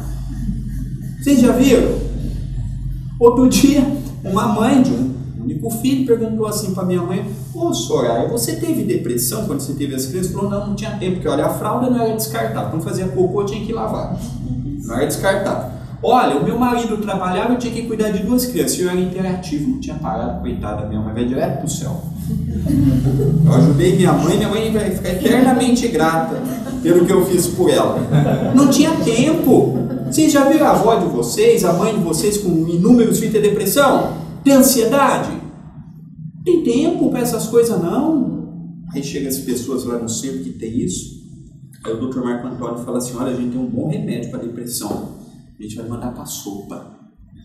E vocês sabem como é que é ser espírita, não é? Tudo acabando. Então gás a gente aproveita, quando está no finalzinho a gente tomba para ver se tem mais um pouco, e junta aquela crosta, e geralmente a mulher vai com unha pintada, bonitinha, aí a gente manda lavar um panelão, enfia tudo aqui embaixo, depois a mulher leva uma semana para tirar aquela gordura, aquele frango, aquele negócio, que não tem depressão. Naquele momento não tem depressão. É trabalhar, embora. Que depressão? Quem vem para cá? Não tem depressão não. Então quem está passando por um problema de depressão, vai ficar um mês comigo lá em Itapira. Vamos acordar 6 horas da manhã e ficar até 10 horas da manhã. 6 psicólogos vão estar tudo desempregados. Evidente que não é por aí as coisas. Mas vamos trabalhar. Então a pessoa perguntou: você tem depressão? Não tenho, não tem tempo não. E quando eu penso em ter, parece uma pessoa na porta, parece uma palestra para fazer. Tem tempo. Mas isso é uma bênção. Porque quando nós ficamos muito parados, a gente tem tempo para pensar, não tem? Quando a gente não tem tempo para pensar, beleza, dá tudo certo. Então vamos ocupar nosso tempo. E quem aqui estiver muito ocioso vai ficar um tempo lá em Itapeira. Vai ficar lá comigo. E ó, cedo, à tarde e à noite, porque o Chico dizia que o centro espírita tem que estar aberto 24 horas. Aqui não tem como fazer isso. Porque aqui ela ficaria muito caro, né? Não tem como. Igual lá no Brasil tem. Então a gente vai fazer turno. Um vai trabalhar de madrugada, outro de manhã. Vamos movimentar, vamos fazer. Vamos correr atrás. Ninguém nasce pronto. Nós vamos nos preparando. Nós vamos desenvolvendo a nossa potencialidade. Então todos nós temos responsabilidade, todos nós somos capazes, todos nós podemos, mas nós temos que ler. Médium não pode parar no tempo não, viu? Médium que não lê é igual computador Windows 98. Nem liga mais. Não, a gente tem que atualizar. Ah, eu sou média há 30 anos. E daí? Nem que você é média há 30 anos. Você parou no tempo, no espaço. A gente tem que ler. Média que não lê é média enferrujado. É fácil da espiritualidade manipular, inferior. Porque não tem conhecimento, não tem base. Conhecimento é tudo. Conhecereis a verdade vos libertará. Mas nós também temos que amar. E o que Allan Kardec colocou para nós? Espíritas, tem 2 mandamentos. Espíritas, amai-vos. Espíritas, instruí-vos. Não adianta também eu instruir, ser uma biblioteca ambulante, ter uma pessoa caída no chão e não ter condição de erguer ela. Então nós temos que aliar o amor, a simplicidade, não querer ser o último pacote, a última bolachinha do pacote, porque às vezes o médico tem isso, viu? Não sei aqui em Londres, mas por aí afora, às vezes a pessoa quer ser o último biscoitinho. Olha, vamos colocar a mão na consciência. Nós somos importantes para a casa? Somos. Mas muito mais importantes que nós para a casa é a casa para nós. Qual que era o grande sonho de André Luiz no livro Nosso Lar? Ver a viúva. Então vamos fazer um cálculo rápido aqui. Vamos supor, ele ficou 8 anos no umbral, aí foi socorrido por Lísias, por Clarencio, por aquela equipe toda, ficou 1 ano em tratamento com o Dr. Henrique de Luna. Então tá, aí teve alta. Mais ou menos 10 anos, certo? 9 anos, 10 anos. Aí ele começou a trabalhar nas câmaras de retificação. Imagina um médico. Eu fico imaginando que bonita a cena, não é? Ele chegou lá para Clarencio, atendia de 2 em 2. Ele já ficou sem jeito pelo modo que Clarencio tratou a senhora, coitada. O que a coitada foi falar para Clarencio? Olha, a minha família está passando por alguns problemas, eu queria ajudar. Ah, se queria ajudar, então vamos ver. A senhora chama Benedita, sou eu. Então, ó, dona Benedita, faz 11 anos que a senhora desencarnou e foi amparada aqui, correto? É verdade. A senhora não tem 24 horas de serviço. Aqui consta que a senhora ficou 2 dias no departamento tal, reclamou de tudo e de todos. Aí você passou para cá, passou para lá. Você conheceu o nosso lar inteiro e nada estava bom. Fazem 11 anos que a senhora está aqui, não tem 1 dia de serviço ativo. Como é que a senhora quer ajudar alguém se a senhora não se ajuda? André Luiz já ficou triste. Porque qual que era o ideal dele? Ah, vou pedir para ser médico, eu fui médico na Terra.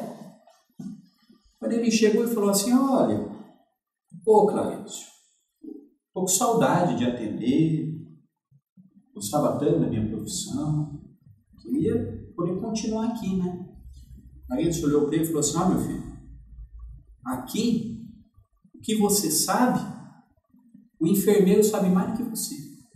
Imagina você chegar para um médico e falar que o enfermeiro sabe mais do que ele. Agora, eu tenho um serviço bom para você. Lá nas câmaras de retificação, a gente está precisando de trabalhador para limpar vômito, xixi, aquela coisa que você quer. Ah, na falta de outra coisa, o que tem tá bom. Já pensou, nossa, André Luiz querendo, começou de baixo. Então vamos começar de baixo. É o trabalho, é o esforço, é a dedicação. Vai ter hora que vamos errar? Vai ter hora que a gente vai dar uma derrapada em algumas escolhas? Vai ter dia que a gente vai estar impaciente? Vai estar nervoso? Vai estar intolerante? Mas faz parte. Não podemos desanimar. Às vezes nós, os espíritas, desanimamos muito fácil. Na primeira dificuldade, não vou mais. Espírito é muito melindroso, não pode falar nada, tudo me lembra. Aqui em Londres não tem isso? Lá tem. Quando o espírito ela vem com ninguém, eu falo assim, ó, tem mais 8 casas espírita aqui em Itapema, você vai quando você quiser. Porque o trabalho é assim, não tá bom? É bom. Porque não é a casa da mãe Joana, não. Não é porque é caridade, a gente vai fazer o que quer. Às vezes a gente confunde. Não, é trabalho com Jesus, é sério. É sério. E às vezes o espírita fala muito assim, eu preciso da ajuda dos espíritos. Muito bem, mas os espíritos também precisam da nossa ajuda. Os espíritos precisam da nossa colaboração. Então nós procuramos fazermos sempre o nosso melhor, com muito carinho, com muito amor, vigiar para livrar dos obsessores que estão do nosso lado, nunca imaginar, eu estou isento de um processo obsessivo. Nenhum de nós está isento de um processo obsessivo. Quantos e quantos tarefeiros espíritas que tiveram trabalhos extraordinários se perderam pela vaidade, pela prepotência, pelo orgulho, porque nós ainda temos isso presente, mesmo que nós não assumamos. Ainda é muito presente a necessidade disso e a necessidade daquilo. Então nós temos que ser simples. Mediunidade é nós sermos intermediários de uma boa notícia, de uma palavra de esperança, de uma palavra de amparo. Mas nós também muitas vezes seremos convidados a amparar as pessoas com uma palavra um pouco mais firme. Porque tem pessoas que não vão mudar só pelo amor. Então é nós sabermos onde estamos pisando, para que possamos dar passos sempre muito seguros. Porque às vezes um pensamento fora do local pode complicar toda a nossa encarnação. Agora no Brasil está terminando amanhã, hoje mesmo, o Carnaval, certo? E o Chico tem uma mensagem de Emmanuel sobre o Carnaval de 1939. Em 1939 o Carnaval era totalmente diferente do que é hoje. E é uma mensagem atualíssima quem não conhece. E ele tem uma frase lá sobre o Carnaval que não serve apenas para o Carnaval. Ele diz assim: muitas pessoas, por um minuto, sem pensar, podem complicar a atual encarnação com repercussão em outras encarnações. Um minuto.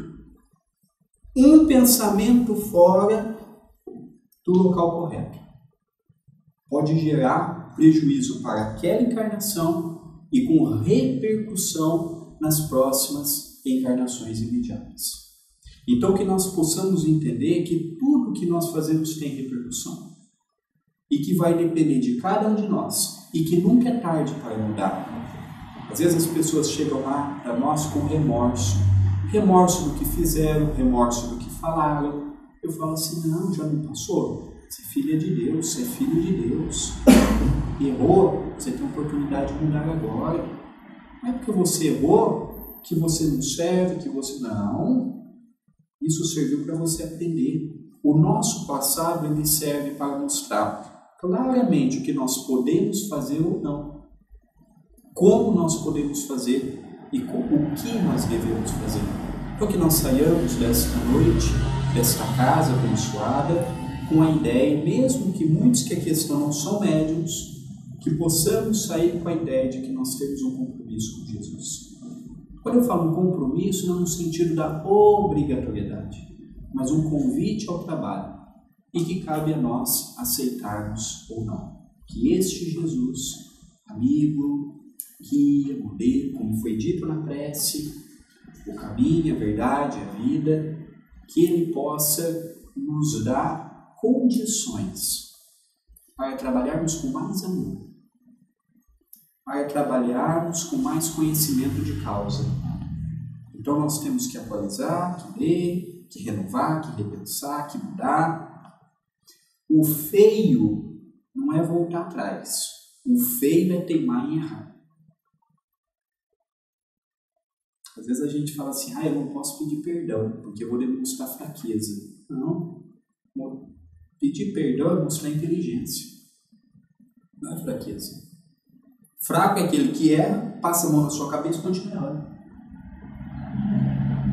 Ele não tem que estar preocupado com o que os outros pensam. Só para a gente entender isso, na cidade de Uberaba tem o Hospital do Pênfero, que com a desencarnação da tia Cida, hoje já mudou muito como era, tratava da doença do fogo selvagem, e era uma mulher extraordinária, uma senhora morena, de uma família humilde, simples, e ela, para construir aquele hospital, muitas vezes pegava o ônibus, ia para a cidade de São Paulo e pedia nos sinaleiros, no viaduto do chá, e algumas vezes ela foi presa por conta disso.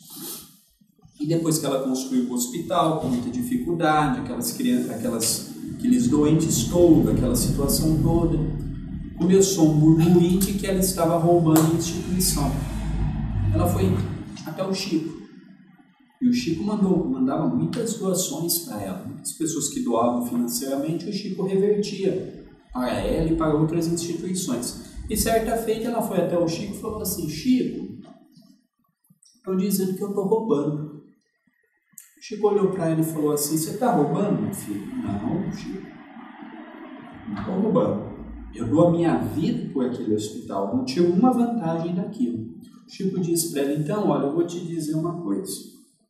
Se você sair, vão dizer que a teta está... Se você sair, vão dizer que você roubou tanto que não precisa mais. Se você ficar, vão dizer que a teta está tão boa que você não quer largar. Fato é que vão dizer que você está roubando, ficando ou sem. Já que aparecer, continue. A gente tem que estar preocupado com a nossa consciência. Em chegar à noite, dormir e falar assim, eu dei o meu melhor. Eu fiz o meu melhor. Então, quando eu vou, já para encerrarmos essa primeira etapa, quando eu vou para o trabalho de desobsessão, que é às quartas-feiras, eu vou com aquele ideal, com aquele intuito. Hoje vai ser o meu melhor trabalho mediúnico. Hoje eu vou fazer a melhor dialogação que eu já fiz na minha vida. Eu vou fazer. Aí passa uma semana, outra semana eu falo a mesma coisa. Porque às vezes a gente tende naturalmente a cair na rotina. Tá monótono. Não, a vida não é assim. Então aproveite. Cada um de nós tem uma receita para melhorar, para evoluir, para avançar. Vamos nos descobrir, vamos trabalhar, vamos fazer a nossa parte. E que esse Jesus possa ser o grande incentivador para todos nós. Para doarmos o nosso melhor, fazermos o nosso melhor, realizarmos tudo que está ao nosso alcance. Que Ele esteja conosco, que Ele nos abençoe, que Ele nos ampare, que Ele nos fortaleça hoje e todo o sempre. Muita paz em nossos corações. Sim? Tudo bem? Sobre ajudar uma pessoa, como você estava dizendo, existem várias colocações, né? Que às vezes a pessoa tem o momento dela, às vezes a gente possa estar auxiliando erroneamente. Nesse caminho, como que nós podemos nos colocar de uma maneira sempre amorosa e ajudativa? Em primeiro lugar, que às vezes nós confundimos um equívoco ao ajudarmos as pessoas. Por quê? Porque às vezes nós ajudamos as pessoas conforme nós gostaríamos de ser ajudados. E às vezes a pessoa não precisa do que nós estávamos dispostos para dar, às vezes a pessoa precisava de outra coisa. Ajudar uma pessoa vai muito além de eu pegar algo e doar. Eu tenho que entrar no íntimo dela. Será que o que eu vou fazer vai ajudar? Ou será que a abordagem não tem que ser outra? Ajudar uma pessoa não é simplesmente ver a superfície, é compreender o conteúdo. Às vezes uma pessoa está passando por uma necessidade, mas o modo de eu ajudar ela, eu posso ajudar ela a ficar mais preguiçosa do que ela já é. Então cada pessoa é de um modo. E para que a minha ajuda possa efetivamente ter valor, eu tenho que entender quem é o André. Do que por me colocando como se eu fosse necessitado. Do que o André precisa? Precisa de uma palavra. Mas ele precisa de uma palavra que dê um colo para ele, ou ele precisa de uma palavra que incentive a mudar e mostre a realidade? Às vezes a gente é muito duro e perde a oportunidade de ajudar. Às vezes a gente é muito brando e perde a oportunidade de ajudar.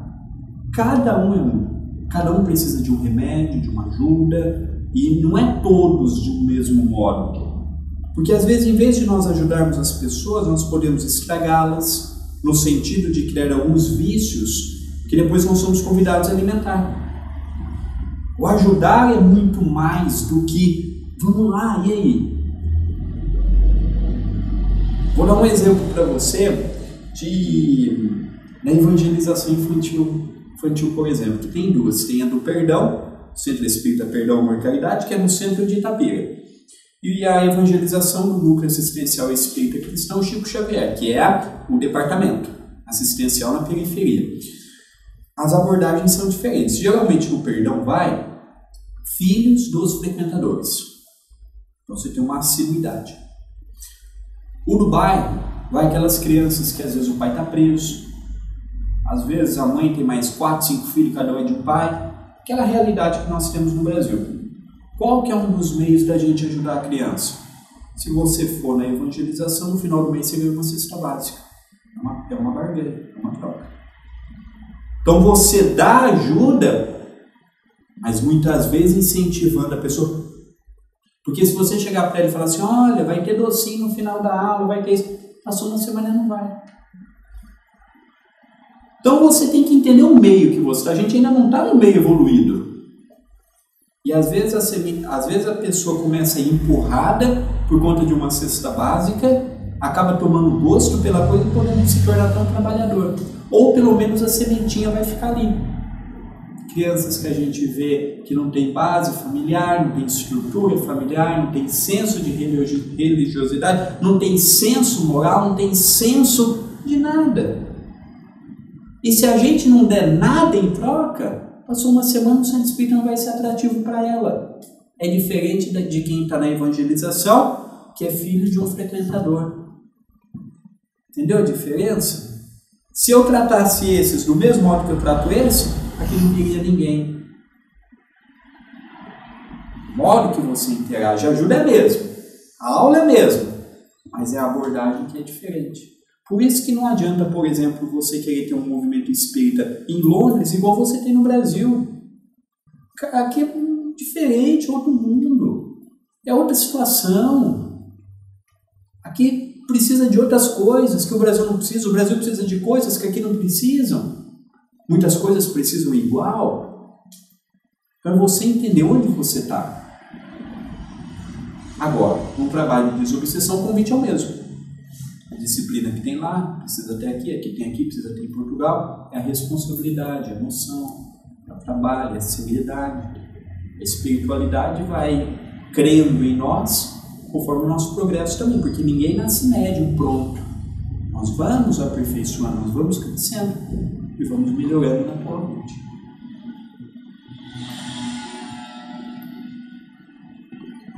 Mais alguma coisa? Liberado? Não. Não? Duas coisas me tocaram. Quando você falou, que o benfeitor falou da necessidade do desenvolvimento da fé, que a gente não acredita. E outra coisa, quando você falou do estar querendo fazer cada vez melhor a qualidade do trabalho. E aí eu fico refletindo que, na verdade, o desenvolvimento da fé, eu entendo que a fé é um sentimento, mas existe a necessidade desse entendimento para a entrega real. E outra coisa que eu queria que você desenvolvesse também é essa tentativa da abertura do coração para que eu possa me entregar realmente ao trabalho, não apenas só fazendo apenas com minhas mãos, mas o coração envolvido em tudo aquilo que eu faço. Olha, a fé, que é o acreditar, como o amor, o abrir o coração, é algo que o centro espírita pode nos dar a parte teórica, mas não a parte prática. Nós vemos que muitas vezes nos momentos de dificuldade, é o momento que bate maior insegurança, é o momento que bate maior medo, E quem sofre pela nossa pouca fé somos nós. Quando eu falei da fé, do acreditar, a maioria de nós não está vendo a espiritualidade aqui. E todos nós temos problemas. Eu não saberia dizer o que seria da minha vida sem a ajuda dos amigos espirituais. Porque se está difícil com a ajuda deles, imagina sem. E quando eu acredito, sem colocar barreiras, eu vou acreditar, eu vou ajudar para eu receber ajuda, não. É um trabalho desinteressado. Porque tudo que nós esperamos repercussão, nós lembramos do livro Voltei, do irmão Jacó, que é Frederico Figner, foi dirigente da Federação Espírita Brasileira. E ele ia no centro espírita todo dia. Era um judeu erradicado no Brasil, um homem muito rico, que ajudou muito, ao ponto para você ver o tamanho da fortuna dele. Quando ele morreu, ele deixou metade da herança para o Chico e metade da herança para as filhas. O Chico, vendo que era um montante exorbitante, pegou boa parte disso e devolveu para as filhas, e o resto encaminhou para a Federação Espírita Brasileira, que foi a partir dali que ampliou o parque gráfico da FEB, que até então era uma coisa pequena. Ele fica indignado quando ele está no mundo espiritual e ele vê uma evangelizadora que uma vez no centro espírita por semana estava melhor do que ele, que é todo dia, ajudou com muito dinheiro. Ele perguntou para o Dr. Bezerra, mas como é que pode? O que ele falou? Olha, você ia todos os dias, mas ia sem amor, sem fé, seu coração não estava ali. Ela ia uma única vez por semana, mas ia com todo o amor que ela podia. Então esta colocação já engloba um pouco os dois. Quando nós falamos de abrir o coração, é o que nos motivou a vir nessa segunda-feira aqui, a enfrentar este frio, a ter trabalhado o dia todo, chegar daqui, muitas vezes enfrentar mais 30, 40, 50 minutos para retornar para a nossa casa. O que nos motivou a vir aqui hoje? E nós temos a resposta para as nossas coisas. E quando eu falo abrir o coração, é fazer o que você pode.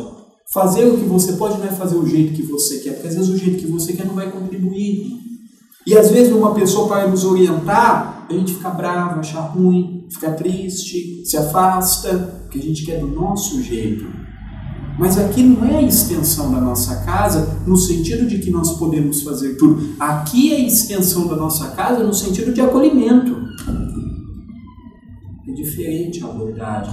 Então abrir o coração é você interagir com a vida aqui, procurando colocar o mínimo de sentimentos que nós podemos nas coisas que nós fazemos. Por quê? Porque nós não somos acostumados a colocar sentimentos, por exemplo, numa conversa. Nós somos acostumados a fazer isso no sentido conjugal, ou no sentido de uma mãe para com o filho, de um pai para com o filho, dos filhos para com os pais. Aí a gente coloca sentimentos. Mas a gente não coloca sentimento, por exemplo, no que está fazendo no trabalho. Por isso que muitas vezes nós não amamos o que fazemos no ganha-pão de cada dia. Porque a gente vê no trabalho apenas e tão somente a nossa sustentação. E a vida acaba caindo numa rotina. Então tudo que eu tenho aprendido muito com os espíritos, faz pouco, mas faz bem feito. André, você não vai acabar com a fome do mundo, você não vai acabar com a pobreza do mundo, você não vai acabar com a desigualdade do mundo, você não vai acabar com nada do mundo. Mas se você tem a oportunidade de estar com uma pessoa, faça a tua parte. Hoje em dia é tudo celular, a gente está conversando com você e de repente está aqui, ó. Outro dia eu fui no shopping e eu fiquei reparando isso, porque eu sou muito observador. Eu estava sozinho, sentei e notei. Tinha 4 pessoas, 2 aqui, 2 aqui, 2 casais, que marcaram possivelmente um jantar juntos ali. Eles não tinham conversa, era cada um no seu mundo virtual. Para que eu? Fiquei em casa embaixo da coberta.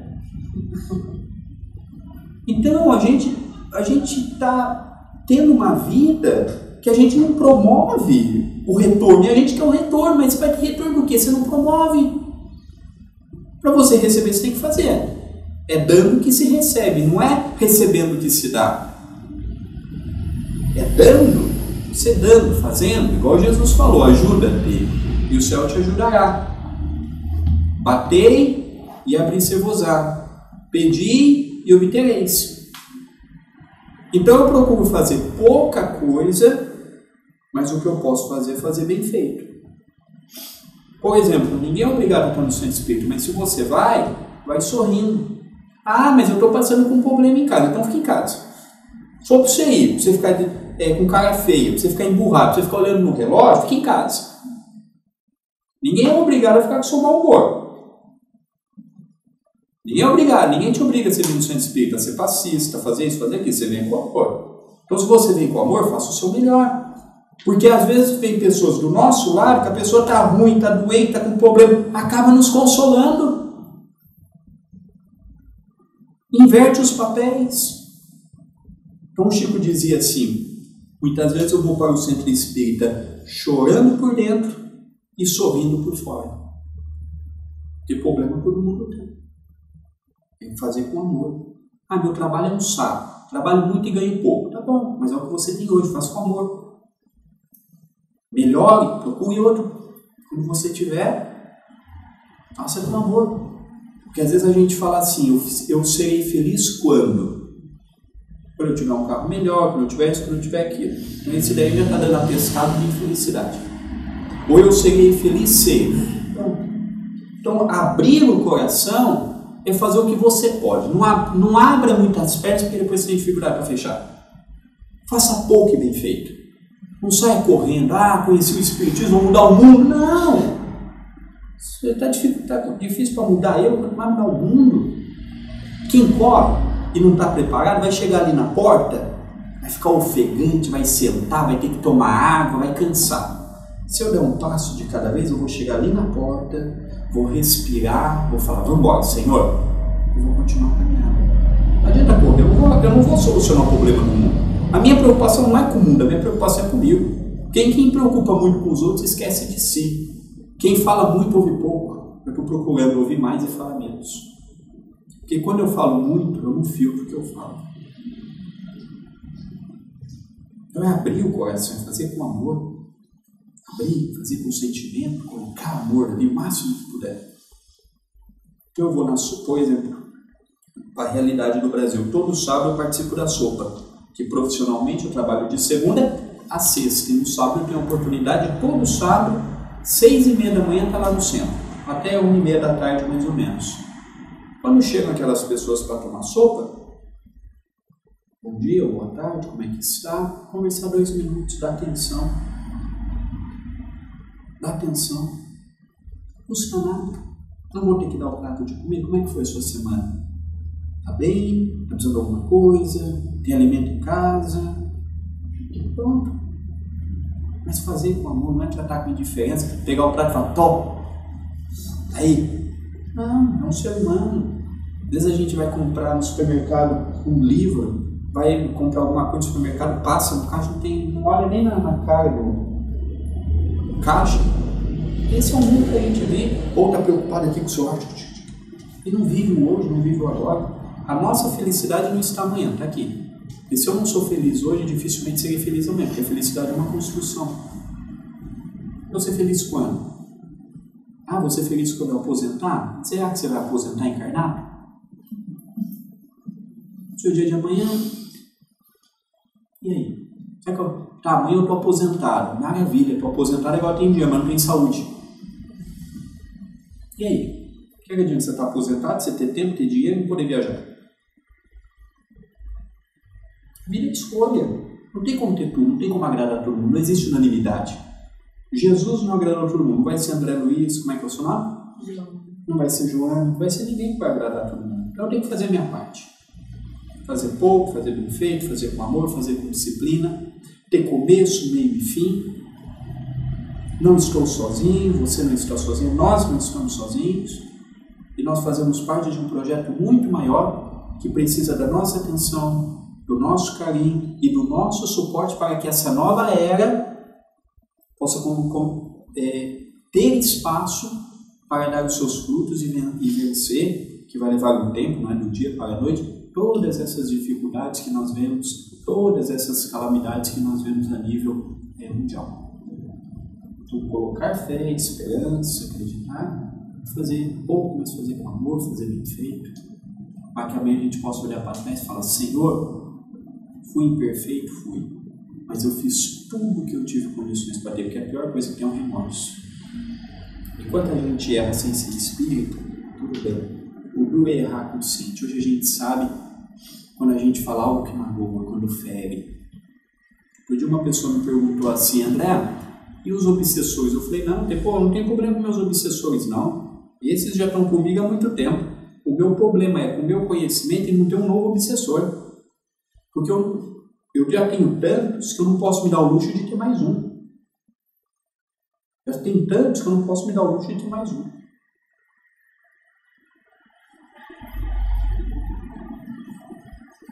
Mais alguma coisa? Eu fiquei um pouco preocupado quando você disse que às vezes somos convidados a sair do centro. Você me preocupou um pouco, você podia comentar um pouco? Posso.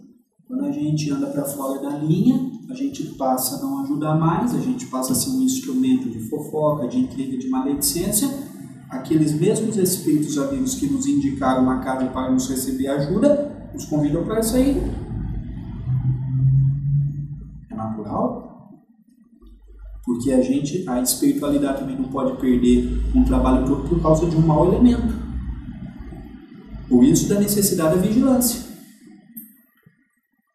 É muito sério ser médium. É muito sério você trabalhar diretamente com os amigos espirituais.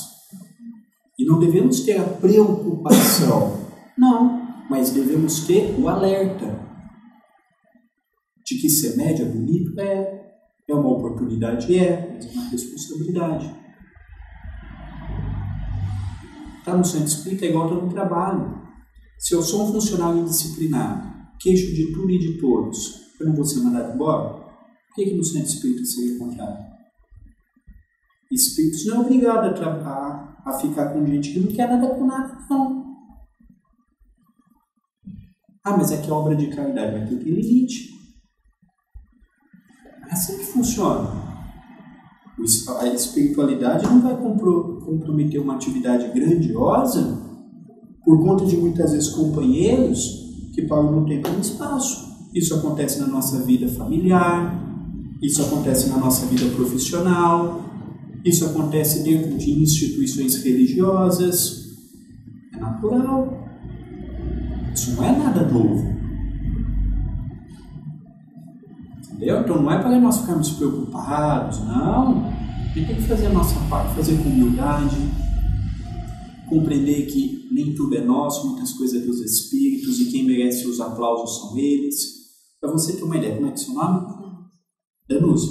Para você ter uma ideia, quando eu estava escrevendo meu primeiro livro, eu tive a vontade de escrever um artigo que posteriormente virou um capítulo anexado àquele livro, falando da atividade da sopa, que eu acabei de dar o exemplo. Porque a sopa, para mim, é uma atividade que muito me ensina mais do que eu ouvir em uma palestra. Porque ali a gente é convidado a colocar em prova o que a gente aprende. Falar é fácil, até papagaio fala. Falar tem curso de oratória, só basta você ter boa memória, um pouquinho de memória. Hoje com isso aqui não precisa nem de memória mais. Não precisa nem de memória. Então falar é fácil. Aí ali é uma vitamina para você manter os pés no chão. Para a realidade do Brasil, aqui tem outras realidades, é evidente, que ajuda tanto quanto me ajuda uma sopa, certo? Para mim, lá no Brasil, isso me ajuda. Aí tem que se adequar à realidade daqui. Aí me veio a vontade de eu escrever um artigo falando sobre a importância da sopa.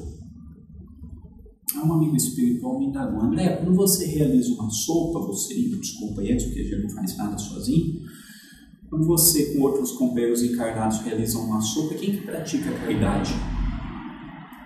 Vocês que renunciam boa parte do sábado, acordam cedo, ficam até o início da tarde, ou quem vem tomar a sopa? Aí eu aprendi a parar de responder sem pensar. Falei assim: quem pratica somos nós, que renunciamos o sábado. Para aqui estarmos. Ele falou: é verdade, vocês renunciam o sábado, vocês dão um tempo, mas quando vocês chegam aqui já está tudo pronto. A batatinha, a cenoura, a mandioquinha está ali na geladeira, o frango ou a carne já está ali. Vocês dão um tempo.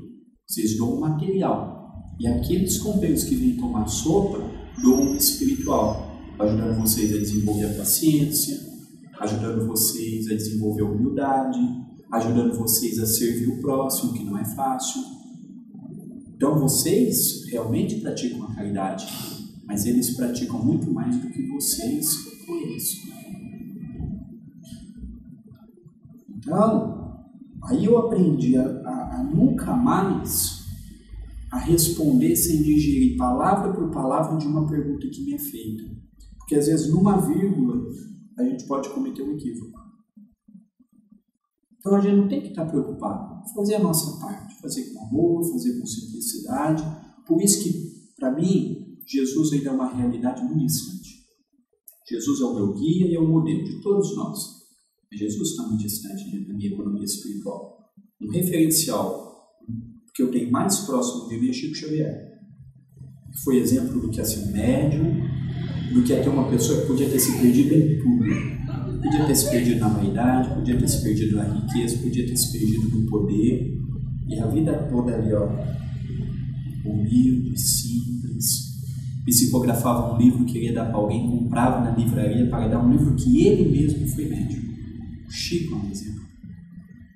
Aí, certa feita, um companheiro perguntou para o meu pai assim: Sérgio, o que aqui na casa vocês falam muito do Chico?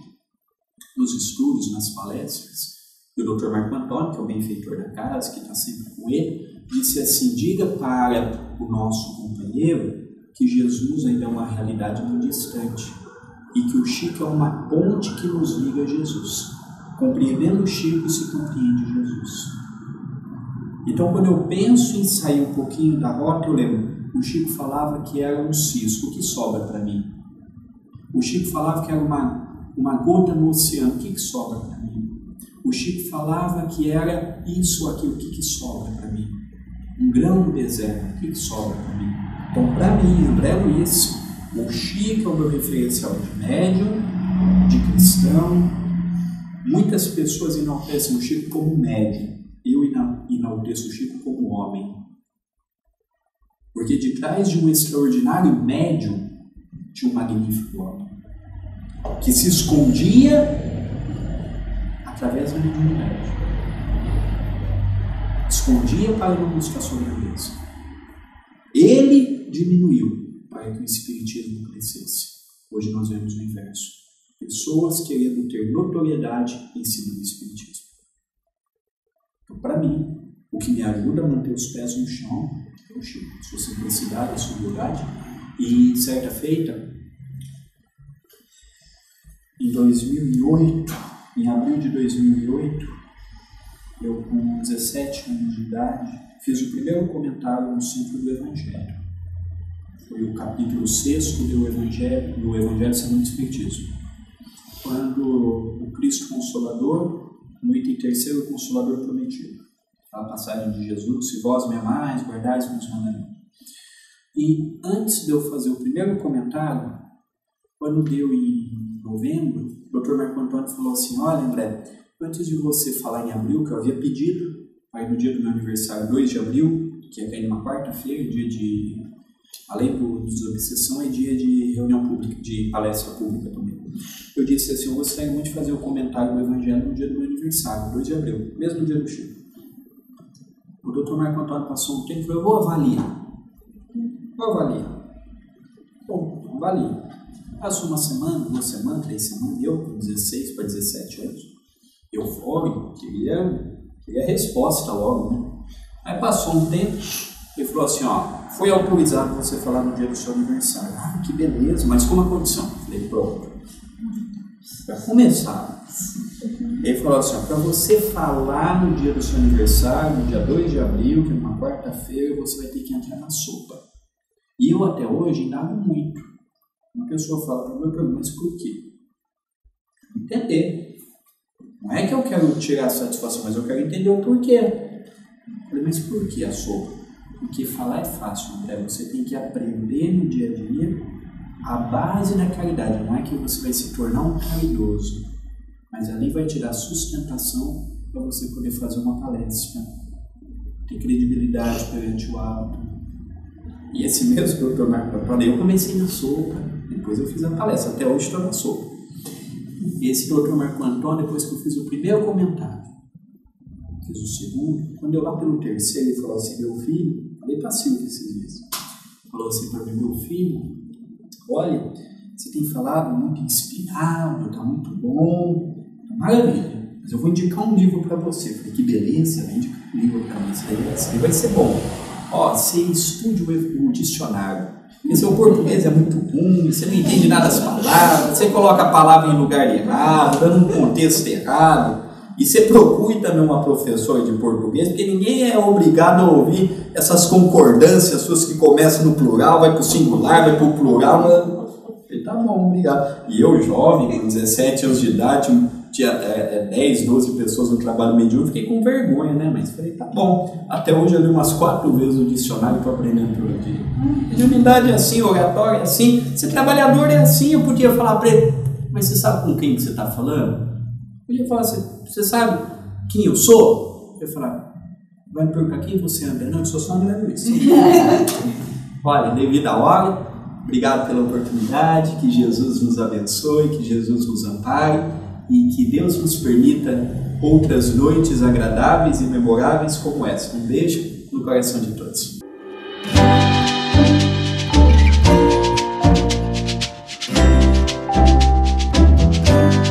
A TV Web A Caminho da Luz apresentou